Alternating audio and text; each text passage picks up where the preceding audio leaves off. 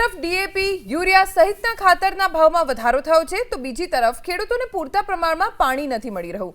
દ્રશ્ય નવસારી તાલુકાના વાંસદાના છે। અહીં ખેડૂતો વાવણીનું કાર્ય છોડી ખાતર માટે લાઈન લગાવવા માટે ઊભા રહે છે।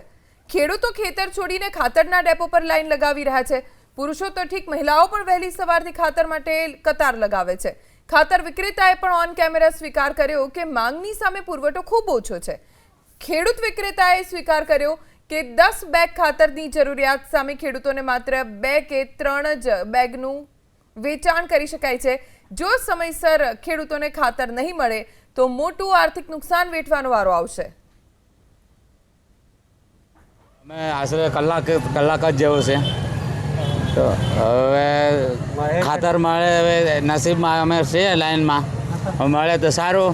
હવે કોઈ કહેતા હશે કે ટોકન મળે તો કાલે મળે, આજે નહીં તો કાલે તો મળે, એમ આશાથી ઊભા છીએ। ગઈકાલે આપેલું છે, હવે એના પાસે સ્ટોક હોય એટલું આપે, ખરેખર આપવું જોઈએ। અમે ખેડૂત છીએ, બહુ જરૂરી છે। હવે આ તડકામાં ઊભા રહેવાનું આ સારું નથી। હવે 2 ગુણ આપે તો અમે ઊભા રહીએ, હવે શું કરીએ। હા, અમને જરૂરત 5 ગુણની હોય પણ 2 ગુણ આપે તો અમારે હવે 2 વખત આવવું પડે તો કાંઈ નહીં, પણ હવે મેળવવું તો પડે કે અમે જમીન એવી બનાવી રાખી છે કે આ ખાતર વગર ચાલે નહીં, પાક આવતો નથી સારો।